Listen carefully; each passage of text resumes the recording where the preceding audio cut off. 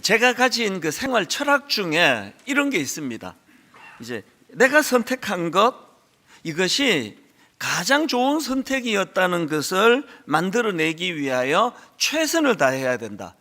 이게 제가 가진 그 굉장히 중요한 저 자신을 향한 지침입니다. 예를 들어 이런 거죠. 제가 이제 제 아내를 선택해서 결혼을 했는데요.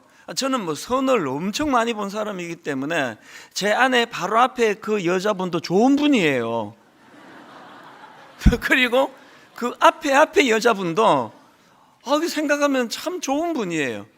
굉장히 좋은 여성이 많이 있었음에도 제가 제 아내를 저의 아내로 그렇게 제가 결정했기 때문에 저에게 어떤 책임이 주어지는가 하면은 내가 선택한 이 여성이, 제 아내가 수많은 여성 중에 가장 잘된 선택이다, 이걸 제가 만들어내야 된다는 거죠. 뭐 이제 이런 거죠.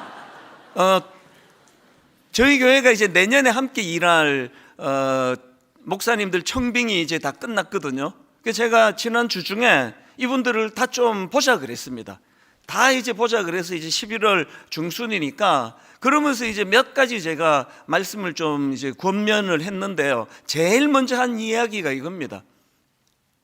교회 입장에서도 많은 좋은 교역자들이 이제 이력서를 제출해 주어서 선택할 폭이 굉장히 넓었지만 교회도 당신들을 어떤 기준으로 이렇게 이제 선택하게 됐고, 거의 저는 이제 맨 마지막 빼고는 팀이 선택하도록 저는 관여를 잘 하지 않습니다.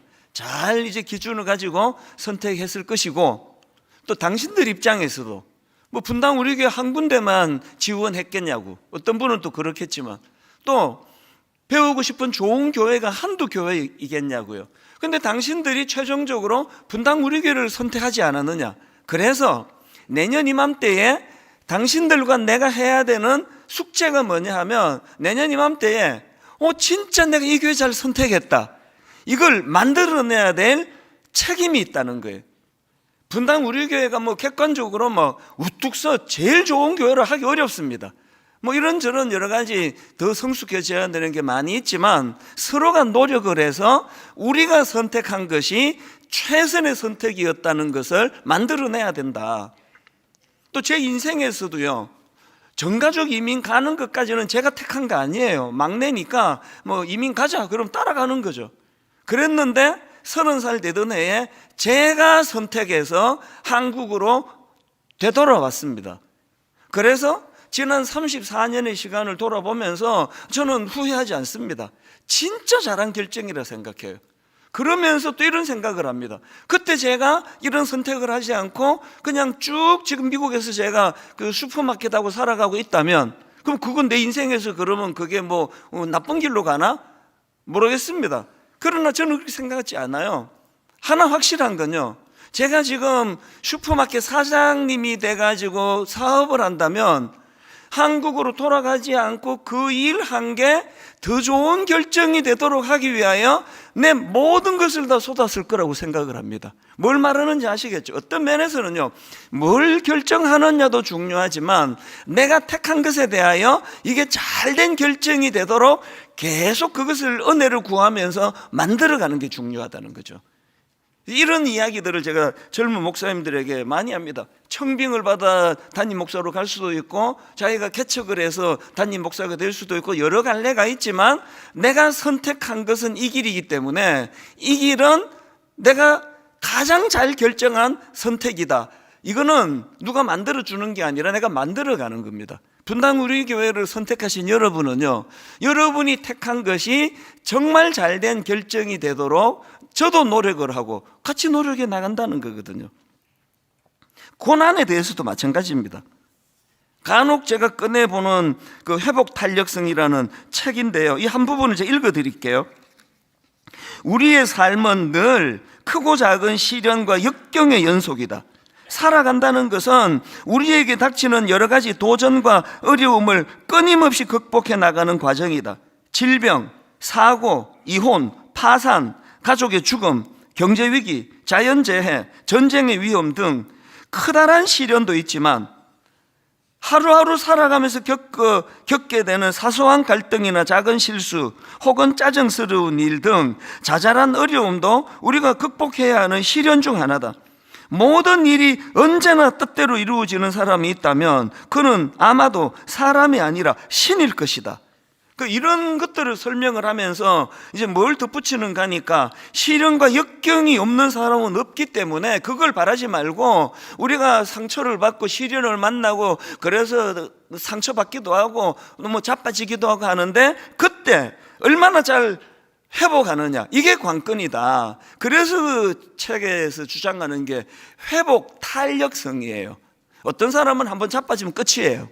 회복이 안 돼요. 어떤 사람은 오뚜기처럼 벌떡벌떡 일어나는 거죠. 넘어지면 또 일어나는 거죠. 여러분은 어느 편에 속하는 분이세요? 이 책에서 강조하는 굉장히 중요한 강조가 뭐냐 하면, 사람이 이게 이제 몸은 운동을 많이 하면 근육이 생기잖아요. 헬스클럽에 가면은 막 우리 젊은 남자들 부러워요. 막 2두 박근, 3두 박근 막 울퉁불퉁한 거 진짜 부러워요. 이 밋밋한 저를 보면서. 그거는 엄청난 노력을 해서 근육을 키웠는데, 이 책이 주장하는 건 뭐냐 하면 우리 마음의 근육도 키울 수 있다는 거예요. 굉장히 심약하게 태어났지만 마음의 근육을 계속 키워나가면 마음의 근육도 2두 박근, 3두 박근. 사실 여러분 중에는 난 타고나기를 심약하게 타고났어 이런 분 계시면 잘 들어보세요.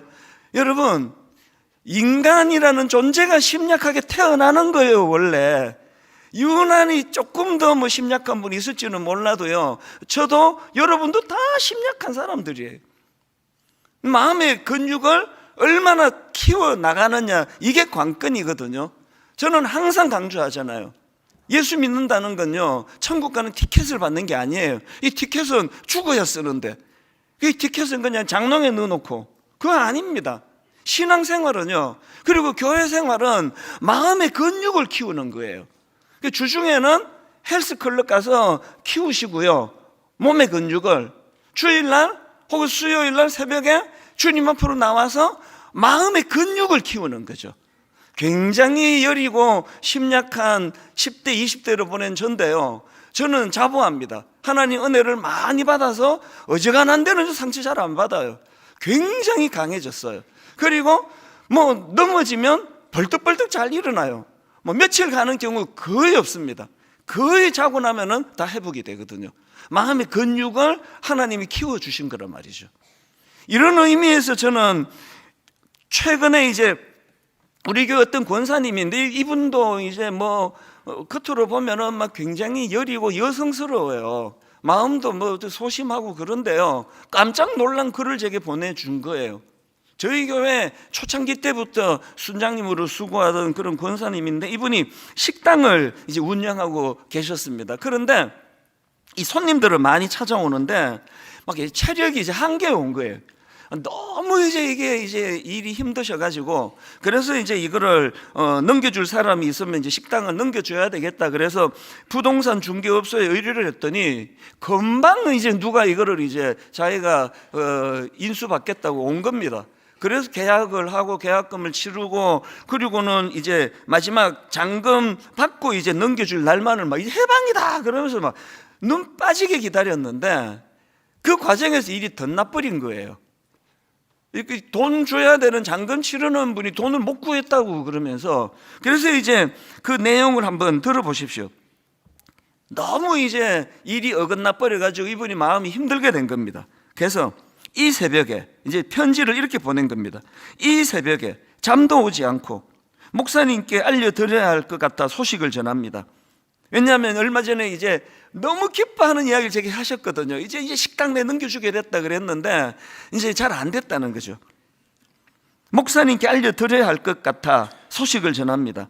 가게를 넘겨주게 되어 감사하면서 주위 모든 분들과 함께 즐거워했는데 계약이 취소되었습니다. 잔금을 마련하지 못했다고 잔금 치르는 날짜를 2번이나 미루시더니 결국은 계약을 취소한다고 나타나지도 않고 통보하는 일이 발생했습니다. 그 과정에서 부동산 중개업 잘못도 많은데 아무런 책임감을 느끼지 않고 법대로 하라고만 하네요. 그 어떤 상황인지 아시겠죠? 엄청 낙심을 하는 상황이 온 겁니다. 그 다음 한번 들어보세요. 다시 식당에서 손님을 위해 반찬하고 음식을 해야 하는데 집기 일부를 정리해 버렸고, 다시 구입하여 식당을 운영해야 하는데 의욕도 열정도 생기지 않고, 이미 마음이 떠난 곳이라 어떻게 해야 할지 몰라 망연자실하고 낙심하여 가슴 아리하고 있는 저에게 주님은 주일 말씀으로 그러면서 이제 최근에 했던 설교를 막 요약을 해서 제게 보내준 겁니다. 주님은 주일 말씀으로 다운표 해가지고 다시 회복의 길로 인도하시는 주님, 또 다운표 해가지고 내가 실패를 실패시켰다, 또 다운표 해가지고 원점에서 다시 시작하기 등등, 하나님은 저희 곁에서 떠나시지 않으시고 늘 지켜보고 계심에 눈물과 함께 말씀의 은혜로 이 모든 과정도 주님의 뜻이 있음을 알기에 다시 용기와 힘을 내어 마음을 추스리고 있습니다. 그래, 원점에서 다시 시작하자, 다짐하고 나아가자 했는데 온 몸 마디마디가 아파오면서 감기 몸살로 일주일 내내 아팠습니다. 몸이 아파 누워있는데 어찌나 감사 고백이 나오는지요. 그러면서요, 이게 뭐 그냥 온 마디마디가 다 아픈 이게 너무 신경 쓰여서 그런 거 아니겠습니까? 그런데 그렇게 누워있으면서 이 가슴 아픈 과정에서 자기가 감사할 게 뭔가를 끊임없이 생각한 거예요. 그 감사를 이렇게 막 표현합니다. 그래도 한 달 동안은 쉼을 얻을 수 있었다는 것, 그리고 이사하고 짐 정리를 못했는데 집안 짐 정리할 수 있었던 것도 감사한 일이고, 가게 부엌도 정리되어 좀 더 청결한 가운데 음식을 할 수 있게 된 것도 감사하고, 그리고 메인 전기구이 기구가 빠지지 않았다는 것 등등 감사한 것이 너무 많더군요. 목사님, 주님은 분명히 더 좋은 길로 회복시키실 분이심을 잘 알기에 기도하면서 힘을 내어 나아가려고 합니다. 마음이 무너져 가지고 일주일 내내 막 고열에 근육통에 그렇게 시달렸는데, 저는 이 권사님의 여린 마음에 이 회복 탄력성이 너무 놀라운 거예요. 어떻게 해서든 이것을 그냥 무너지지 않으려고. 저도 미국에서 조그만한 비즈니스를 해봤기 때문에요, 이제 막 힘들고 어려워서 이 마음이 떠났는데, 그래서 누가 이거를 이제 인수해 가기로 했는데 이게 잘 안 되고 다시 출근해야 된다는 걸 상상만 해도 힘들어요. 이게 이분이 이제 오뚜기 같이 넘어졌지만 벌떡벌떡 일어나는 거예요. 그래서 그 아파서 그냥 마음이 무너지고 몸이 무너지고 들어누워 있는 일주일 동안 그 상황에서 감사할 제목들을 막 여러 가지를 찾아내는 거, 이거 놀랍지 않습니까? 이게 바로 아까 그 책에서 말하는 이 마음의 근육은 훈련에 의해서 키울 수 있다는 거예요. 매 예배가 우리 하나님께서 주시는 마음의 근육을 키우는 훈련의 장이라는 사실을 우리가 잊지 않으셔야 됩니다. 저는요, 이런 점에서 오늘 본문에서 사도 바울의 이 고백 하나가 어마어마한 의미를 가지고 있다고 생각합니다. 오늘 본문 고린도전서 15장 9절 10절에서의 바울의 고백, 유명한 고백입니다. 나는 사도 중에 가장 작은 자라. 나는 하나님의 교회를 박해하였으므로 사도라 칭함받기를 감당하지 못할 자니라. 그러나 내가 나 된 것은 하나님의 은혜로 된 것이니 내게 주신 그의 은혜가 헛되지 아니하여 내가 모든 사도보다 더 많이 수고하였으나 내가 한 것이 아니요 오직 나와 함께 하신 하나님의 은혜로라. 제가 이 말씀을 한 주일 묵상을 하는데요, 그 회복 탄력성에 나오는 이론 하나가 제가 확 떠오르는 걸 경험했습니다. 그 심리학자 다니엘 캐니만 교수가 주장한 이론인데요, 이 교수가 뭘 주장하는가 하니까 인간에게는 두 가지 자아가 공존한대요.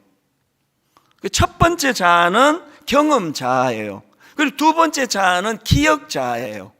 이 경험 자아는 한마디로 말하면 현재 내가 경험하는 것을 느끼게 하는 자아입니다. 그게 희로애락에 살아있을 때 건강한 자아가 어떻게 활동합니까? 막 예배 드리다가 너무너무 감격이 되면 어떤 분들은 막 눈물을 훔치세요. 여성이 훨씬 많이 우세요. 우리 남자들보다 여자들이 훨씬 이런 부분에 발달이 되어 있는 거죠. 또 슬픔도 여성들이 또 굉장히 많이 느끼잖아요. 이게 경험 자아에서 나오는 거예요.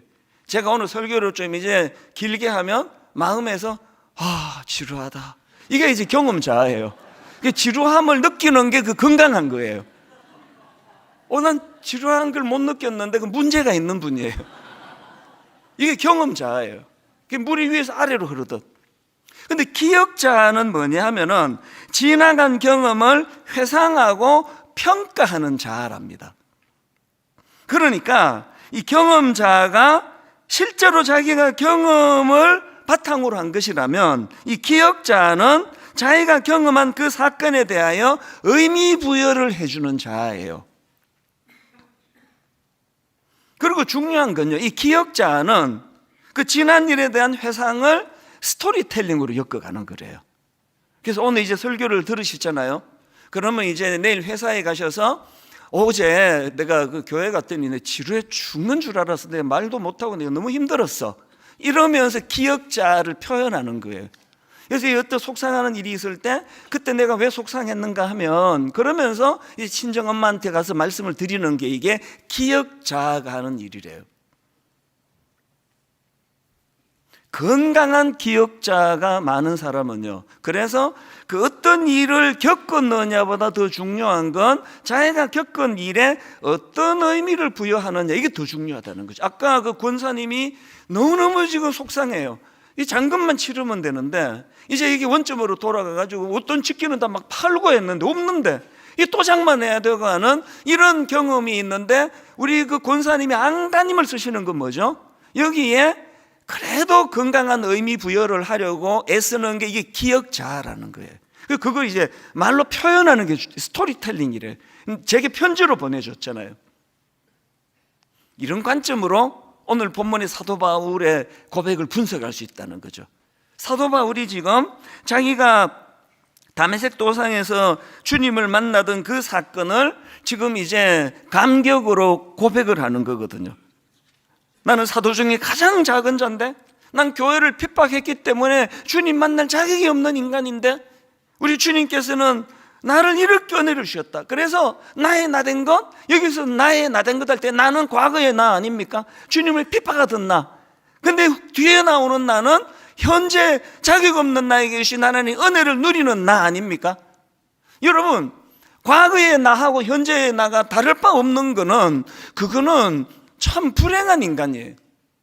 과거의 난 자격이 없었는데, 난 굉장히 나 스스로를 웅덩이로 몰고 갔는데, 지금의 하나님이 은혜 주셔서 감격으로 기억자를 지금 되살리고 있는데요, 성경에 보면 사도 바울이 이런 기억자를 감격으로 묻어서 고백하는 내용이 여러 번 반복되는 걸 알 수가 있습니다.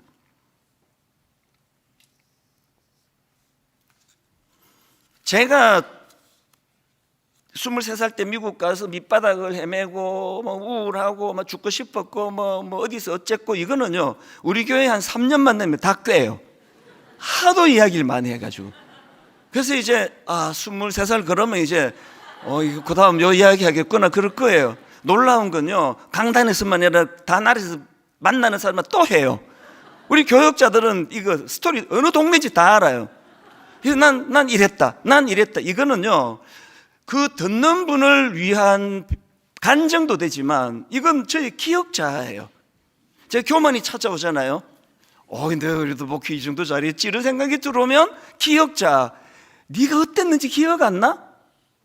네가 도대체 너 밥버릇이어서 밥버릇이, 너 그때 너 막 죽으려고 그랬잖아. 너 같은 걸 누가 은혜를 줬냐고. 그래서 제가 계속 이야기하거든요. 사도 바울이 난 자격이 없는 인간이라고, 난 만삭되지 못한 인간이라고 계속 자기를 드러내는 거는 원리는 같은 거예요. 그래서 제가 감히 사도 바울하고 견주면 그게 어불성설이지만 원리는 비슷한 걸 느껴요. 사도 바울도 엄청나게 시련이 많고, 사도 바울도 사망으로 우겨쌈을 당하고 그랬지만 잘 쌓이지 않고 금방 넘어졌는데 금방 일어나고, 원리에 있어서는 저도 거의 비슷한 것 같아요.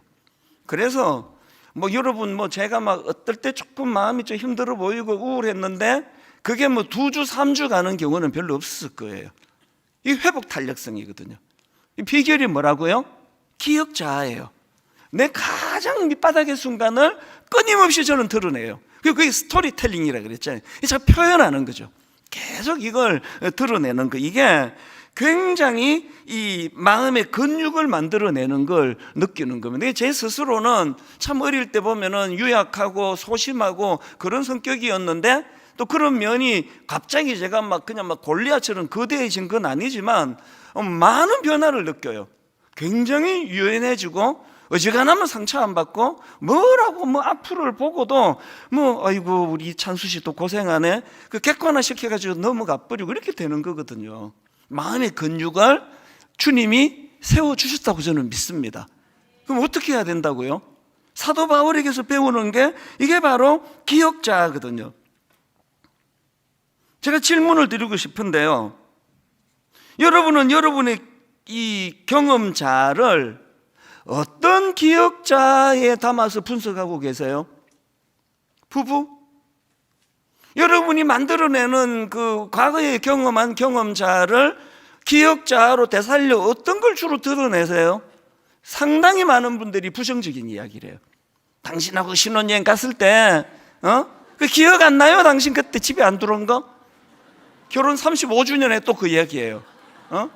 그때 당신 나 그때 그 힘들게 한 거 기억 안 나요? 제 아내가 결혼하고 꽤 오랫동안 기억자를 떠올린 게 배 사건이에요. 첫 애를 임신하고 겨울에 배가 먹고 싶다고 나가서 배 하나 사달라고 슈퍼마켓에 가서, 그래서 제가 이렇게 말했습니다. 그 목사 부인이 먹고 싶은 거 다 먹고 살 수 없어. 그래서 참는 것도 훈련이야. 솔직히 말해서 귀찮아서 그랬거든요. 압니다. 수많은 여성들이 지금 이 분노에 찬 눈빛과 목소리를 듣고 있는데요. 그래서 제가 정말 제가 엄청난 짓을 저질렀죠. 그랬더니요, 첫 애가 초등학교 갈 때까지 겨울만 되면 배를 보면 그게 또 나와요. 당신이 첫 애를 임신했을 때, 내가 배 먹고 싶다 그랬을 때, 목사 부인이 다 어떻게 먹고 사느냐, 참아야 된다 그랬다고. 애가 좀 크니까 애한테 얘기해. 네 아빠가 어땠는지 아니? 너 임신했을 때 배가 먹고 싶다 그랬을 때 참아라 그랬던 분이야, 이분이. 그랬는데요, 제 아내가 은혜를 받았어요. 어느 순간에 배 이야기 안 해요. 사과 얘기를 자꾸 해요.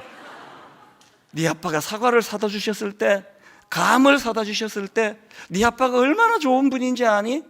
기억자가 긍정적으로 바뀌기 시작한 거예요. 그래서 저는 갈수록 진짜 난 결혼 잘했다는 생각을 하거든요. 기억자예요.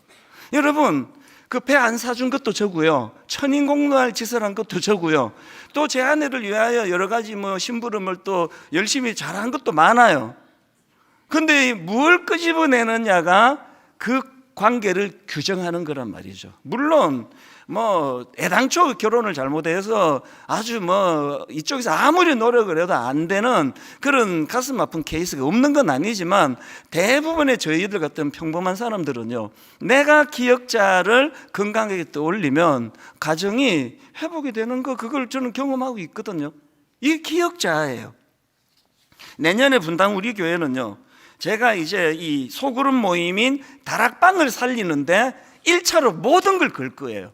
그리고 저는 꿈꿉니다. 내년에 분당 우리 다락방 소그룹에 거의 대부분의 분들이 참여할 수 있기를 지금 기도하면서 지금 묘안을 찾아내고 있거든요. 저는 이 꿈을 꾸어요.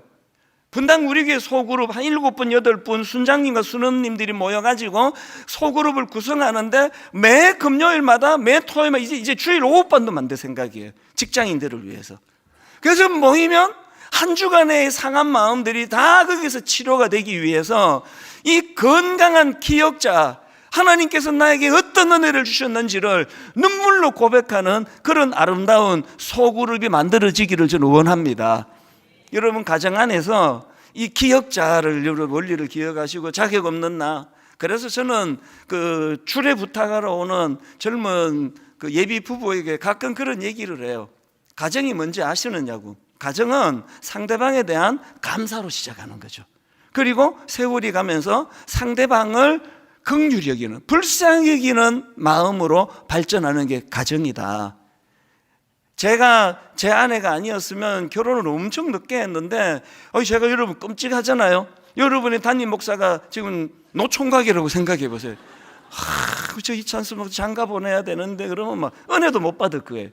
그런데 여러분, 이렇게 고마운 제 아내가 뭐가 씌어가지고 7살이나 많은 이런 노총각을 선택해, 그것도 목사를 선택해 줘가지고 이렇게 진 사역을 하게 되는 게, 그래서 뭐 감사로 시작하는 거죠. 그리고 우리 하나님은 그 맨날 여러분 감사절마다 했던 그 기억나시죠? 하나님이 제일 좋아하시는 과일이 감이에요.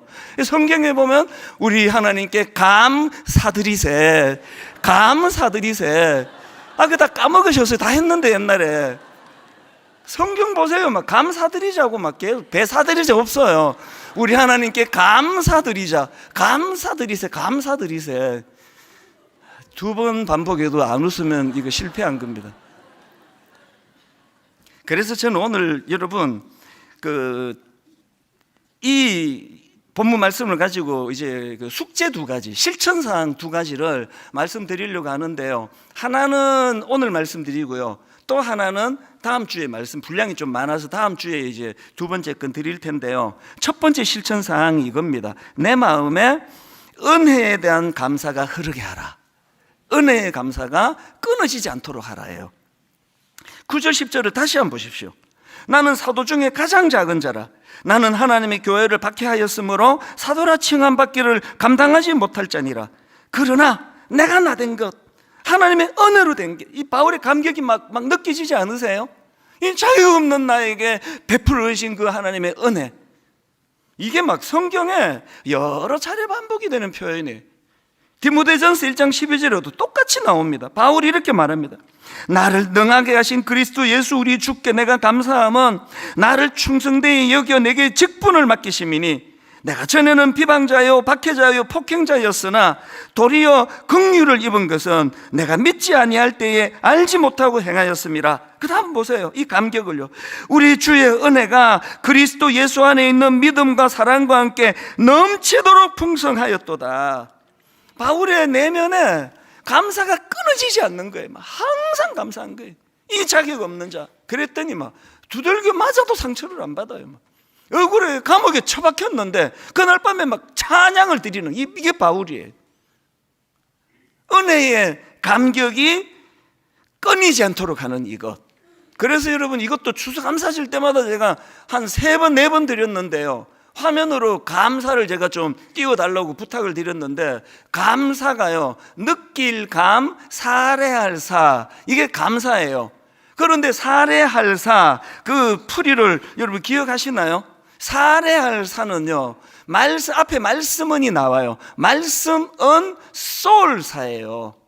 뭐가 사냐? 감사할 때 사. 말씀을 여러분 올림픽 할 때 양궁 활을 쏘잖아요. 감사, 말을 쏘는 거예요. 뭘 쏘는 거예요? 여보 고마워요. 잘 들어보셔야 돼요. 우리 대한민국 국민은요, 거의 내가 볼 때 좀 내성적이에요. 그래서 이제 이렇게 백화점 들어가다가 문을 이렇게 받쳐주면 감사합니다, 열에 한 7, 8명 안 해요. 그냥 쓱 가요. 처음에는 되게 그게 좀 괘씸했는데요, 그게 내성적이라 그래요. 집에 가서 반드시 할 거예요. 그랬더니 아저씨가 문 잡아줘서 내 참 고마웠어. 이게 우리나라 분들이 갖는 내성적인 거거든요. 그래서 감사가 안 돼요. 맨날 우리 감 이러고 살잖아요. 사가 안 나와요. 사가 뭐예요? 쏘는 것까지가 살이니까요. 그래서 목사님 정말 감사해요. 이게 감사해요. 속으로 감사했잖아요. 그거는 느낀 것 뿐이에요. 감. 그 다음 말을 하시라고요. 말씀은의 소울 사자예요. 하나님의 은혜가 다 여러분 마음에서 감격이 되잖아요. 그러면 사도 바울처럼 표현하는 겁니다. 어디 가서? 다락방에서? 직장에서? 부부간에? 저는 저와 여러분이 먼저 하나님의 은혜에 대한 이 감격이 끊이지 않고 계속 흘러나오게 되기를 바랍니다. 그리고 그것이 표현되어지는, 다락방에서 소그룹에서 서로 만날 때 참 하나님 내게 너무 감사한 분이에요, 하나님 참 고마운 분이에요, 이게 기억자를 강화시킨다는 거죠. 최근에 제가 이제 이 설교 준비하면서 꺼내든 책 중에 감사의 기술이라는 책이 있는데요, 이 책 표지 맨 위에 그 책 주제를 이렇게 한마디로 표현해 놓습니다. 삶의 모든 상황에서 하나님께 감사하는 법 연습하기. 삶의 모든 상황에서 하나님께 감사하는 법 연습하기. 그러면서 거기에 찬송가 429장을 이제 거기다 이제 예시로 하나 들어놓더라고요. 저도 이제 감사절이 다가오면 이 찬양을 자주 떠올리는데, 이 찬양 다 아실 겁니다. 세상 모든 풍파 너를 흔들어 약한 마음 낙심하게 될 때에 내려주신 주의 복을 세어라, 주의 크신 복을 내가 알리라, 받은 복을 세어 보아라, 크신 복을 내가 알리라, 받은 복을 세어 보아라, 주의 크신 복을 내가 알리라. 사도 바울이 끊임없이 그 안에 감사가 끊이지 않을 수 있었다는 건 저거예요. 그런데 저기 보니까요, 받은 복을 여러분 주로 언제 세세요? 기쁠 때잖아요. 일이 잘 됐어요. 이번에 우리 아이가 수능시험 점수를 잘 보면 하나님께 감사가 넘쳐서 받은 복을 막 세볼 거예요. 그런데 여러분, 이 찬양 가사의 시작을 한번 보세요. 1절 다시 한번 보세요. 언제 복을 세보느냐? 세상 모든 풍파 너를 흔들어 약한 마음 낙심하게 될 때에, 2절에도 보니까요, 세상 근심 걱정 너를 누르고 십자가를 등에 지고 갈 때에, 받은 복을 세는 건 잘 될 때만이 아니에요. 마음이 무너질 때, 아까 그 권사님 이야기 또 하게 되네요. 의도한 대로 잘 안 돼가지고 그것이 신경 쓴 게 몸으로 나타나가지고 막 드러누워 일주일을 보내는 그런 상황에서도, 그 상황에서도 받은 복을 세보는 거죠. 그래도 이사하고 막 손님들이 많이 와가지고 집 정리도 못했는데 이거 한 달 동안 집 싹 잘 치우게 됐네. 하나님 감사합니다. 그리고 이제 푹 쉬게 됐네. 하나님 감사합니다. 받은 복을 세보는 거예요. 언제? 일이 안 풀릴 때, 마음이 아플 때, 실패했을 때, 자빠져 넘어졌을 때. 이게 아까 말씀드린 회복 탄력성이에요. 회복 탄력성. 벌떡벌떡 일어나게 만드는 원천은 받은 복을 세워보는 거예요. 두 번째는 이제 제목만 말씀드리고 다음 주일날 말씀드리려고 하는데요, 이제 첫 번째가 감사가 감격이 내 안에 흐르는 거 끊어지지 않도록 하라는 거라면, 두 번째는 그 감격의 힘으로 받은 만큼 베풀라는 거예요. 고여두면 다 상해요. 흘려보내야 된다. 이걸 이제 다음 주일날 제가 말씀을 드리려고 하고, 이제 결론을 저는 한 가지만 더 살펴보고 맺기 원하는데요, 이 사도 바울이 이렇게 본문 9절 10절에서 큰 감격을 토로하는데 그 출발이 어디서 됐느냐? 그게 8절이에요. 8절. 자, 3절부터 제가 한번 그 흐름을 읽어드릴게요. 3절부터 보십시오.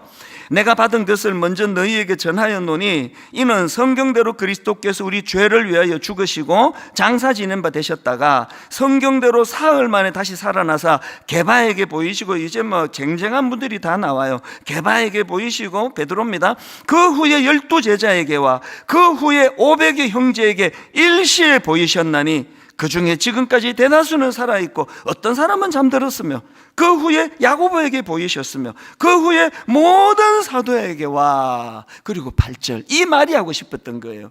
맨 나중에 만삭되지 못하여 난 자 같은 내게도 보이셨느니라. 이게 사도 바울의 감격이에요. 그리고 이게 사도 바울의 겸손이에요. 우리를 불행하게 만드는 건 난 자기겠다 이거예요. 내 아내를 보면서 아이고 뭐 나 같은 남자 만나는 게 이게 뭐 이 여자 복 터졌지 뭐. 그게 가정을 어렵게 만드는 요인이에요. 그 말씀드렸잖아요. 가정의 첫 출발은 상대방에 대한 감사예요. 이 자격도 없는 나 같은 걸 택해준 그 고마움, 그리고 그 상대방에 대하여 시간이 갈수록 불쌍한 마음이 드는 거죠. 제 아내를 봐도 참 안쓰러워요. 그렇게 저하고 7살 차이가 나고 20대 그 중반에 만났는데 이제 이 나이가 이렇게 들어가면서 체력도 약해지고 뭐 이러니까 너무 안쓰러워요. 그게 가정이에요.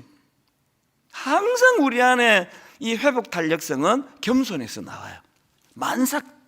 맨 나중에 만삭되지 못하여 난자 같은 자격 없는 내게도 주님의 십자가의 능력이 나타나셨다, 임하셨다. 결론은 제가 이 말씀 읽어드리는 것으로 하고 마치겠습니다. 히브리서 12장 2절, 믿음의 주요 또 온전하게 하시는 이인 예수를 바라보자. 어떤 예수님입니까? 그는 그 앞에 있는 기쁨을 위하여 십자가를 참으사요. 날 구원해 주신 주님의 은혜, 십자가, 자격도 없는 나 같은 거, 그 구원을 위하여 주님이 대가지불을 치르신 그 십자가를 묵상하면 첫째, 겸손해져요. 둘째, 이런 나 같은 것 위하여 치르신 대가지불을 통해 내 자존감이 높아져요. 내가 시시한 사람이 아니라는 거죠.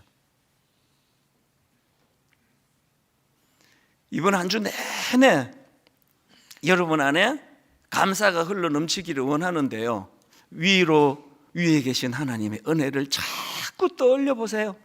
그리고 그 하나님이 주신 만남의 축복, 여러분 고마운 분들을 떠올리고 전화하세요. 편지 보내세요. 감사를 표현하세요. 말씀은 쏠싸예요. 선생님 참 감사했습니다. 순장님 생각해보면 그때 나 지도해 주신 순장님 너무너무 고마워요.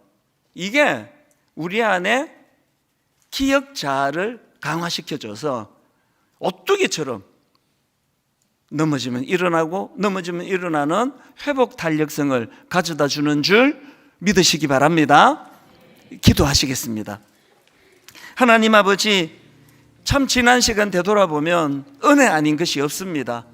참 내버려뒀으면 말로 나눌 수 없이 피폐해질 수밖에 없는 우리 인생이고 우리 가정인데, 하나님 사도 바울에게 그렇게 하셨던 것처럼 자격 없는 자에게, 만삭되어나지 못한 자 같은 부족한 저희들에게 그 십자가 사랑의 손길을 베풀어 주셔서 이만큼 그래도 사람 굿이라며 살아가게 되는 것 얼마나 감사한지 모르겠습니다. 하나님, 이 감격이 식어버리는 순간 가정도 내 개인도 다 흥크러져 버립니다. 하나님, 만삭되지 못한 자 같은 그런 자기를 겸손히 낮추는 이 겸손을 허락해 주시고, 그 연약한 자에게 임하신 하나님 은혜에 감격하는 저희 되게 하여 주시옵소서. 한 해 동안 베풀어 주신 은혜를 기억하고 감사하며 하나님 추수감사 헌금을 드리려고 합니다. 이 헌금이 참 지치고 피곤하고 경제적으로 어려워하는 많은 분들에게 이 헌금이 하나님 이름으로 욕이 나게 쓰여지도록 인도하여 주시옵소서. 하나님께서 이 아름다운 만남의 축복, 또 예배 축복 주신 주님께 감사드리옵고 예수님 이름으로 기도드립니다. 아멘. 오늘 우리가 특히 헌금할 때 특주가 있습니다. 이 해금 소리가 너무 아름다워요. 우리 신날새 성도의 해금, 그리고 우리 황지연 성도가 또 피아노로 섬겨 주실 텐데요, 이 특주를 들으시면서 이제 하나님께 준비하신 감사 헌금 드리도록 하겠습니다.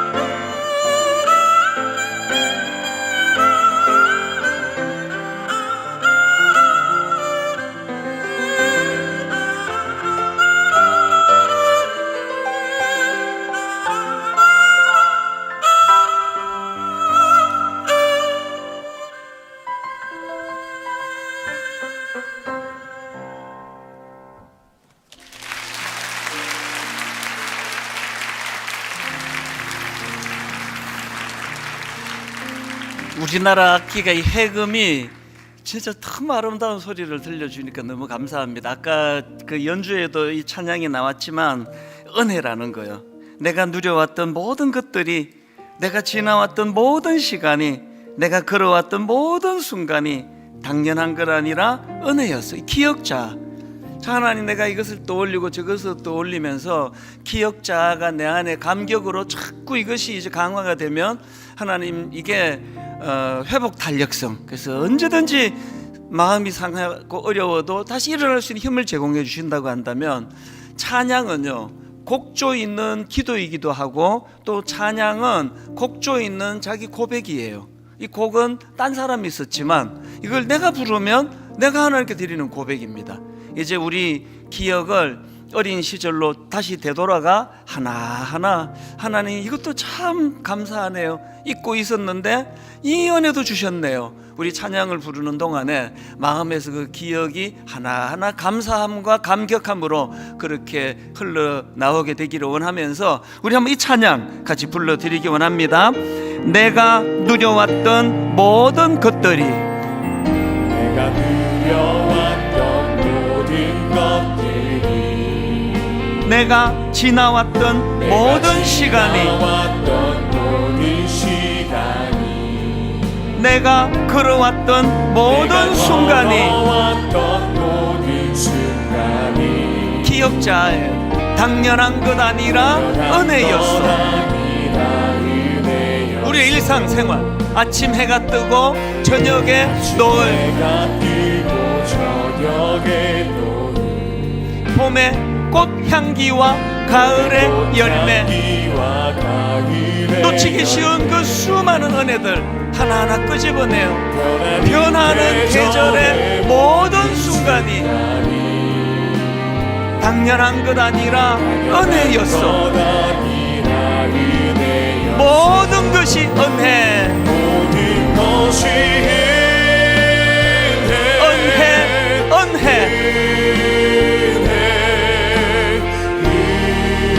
한없는 은혜. 내 삶에 당연한 것 하나도 없었던 것은 모든 것이 은혜, 은혜였소. 내가 이 땅에 태어나 사는 것, 어린아이 시절과 지금까지 숨을 쉬며 살며 꿈을 꾸는 삶, 당연한 것 아니라 은혜였소. 내가 하나님의 자녀로 살며 우리의 평범한 일상, 오늘 찬양하고 예배하는 삶,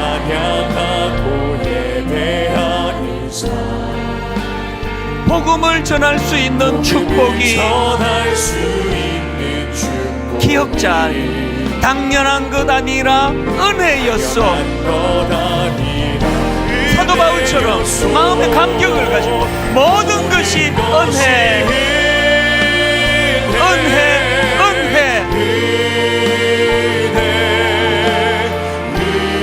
한없는 은혜. 내 삶에 당연한 것 하나도 없었던 것은 모든 것이 은혜, 은혜였소.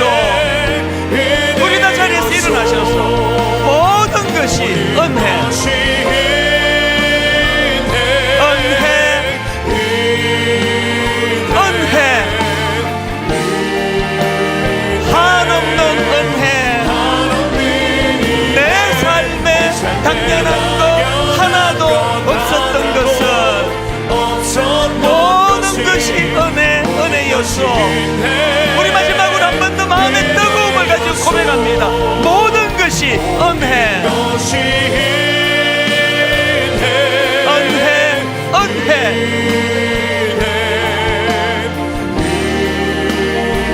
한없는 은혜. 내 삶에 당연한 것 하나도 없었던 것은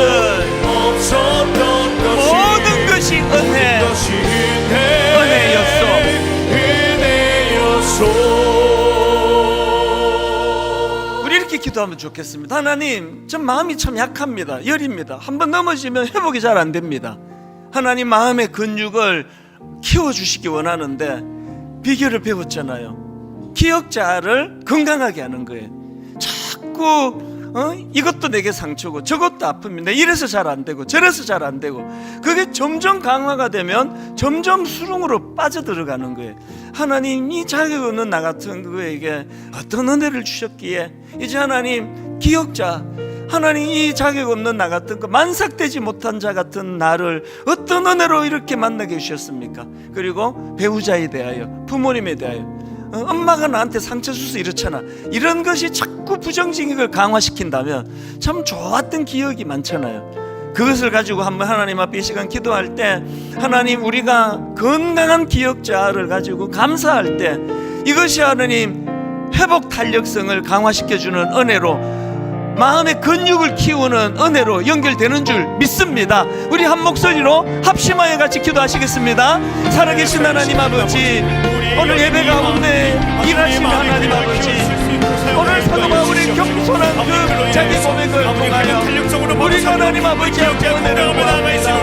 하나님, 주의 교회를 뒷받아든 그래도 자격을 이룬 분이 나 같은 것에게도 만상 태어나지 못한 자 같은 연약한 나 같은 자에게도 나타나 보여주신 하나님 은혜, 그 은혜를 사도 바울이 끊임없이 고백할 때, 하나님 그 은혜 가운데, 그 고백 가운데 아버지 하나님께서 마음의 근육을 점점 더 강하게 세워나가게 되는 줄 믿습니다.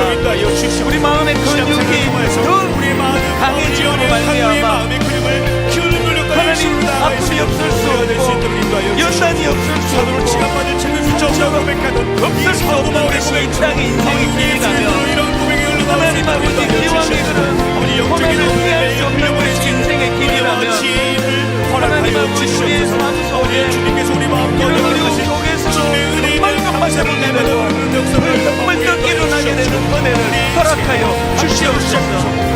하나님, 사랑합니다. 우리 인생이 될 수 있는 하나님, 역사여 주시옵소서. 찬양합니다. 하나님께서 살아계신 그 하나님 앞에 우리가 늘 아버지 가정과 직장 가운데, 우리 학교 가운데 건강한 그리고 감사로 부상이 된 우리의 기억자가 책임질 수 있는 우리의 내면을 더 강하게 하고 튼튼하게 만들 수 마음의 있음을 근육을 키우는 도구로 경험하고 사용하여 맛보는 주의를 되게 하여 주시옵소서. 오 하나님 아버지, 우리의 삶은 늘 크고 작은 시련, 크고 작은 역경의 연속입니다.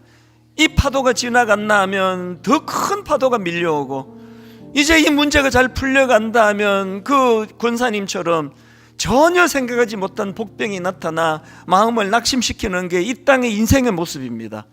피할 수 없는 고난이라면 하나님 오히려 이것이 우리를 연단하고 강하게 만들어주는 도구가 되게 하여 주시옵소서. 우리는 자주 넘어집니다. 모두가 다 연약합니다. 넘어질 수밖에 없는 인생이라면 금방금방 회복되어 일어날 수 있는 회복 탄력성을 저희들에게 허락하여 주시옵소서. 매 예배가 하나님이 트레이너가 되어 주셔서 우리 마음의 근육이 강화되는 은혜의 시간 되도록 인도하여 주셔서, 하나님 이번 한 주간 또 찬바람이 부는 세상으로 나아갑니다. 직장으로 나아갑니다. 그런데 그곳이 우리를 위한 훈련의 장소가 되어 있음으로 말미암아 하나님 아버지, 연단과 시련과 생각하지 못했던 실패로 마음이 쓰라리고 넘어져 있다면 주님이 손을 내밀어 이렇게 세워주시는 그 은혜를 경험하는 귀하고 복된 한 주간이 되도록 인도하여 주시옵소서.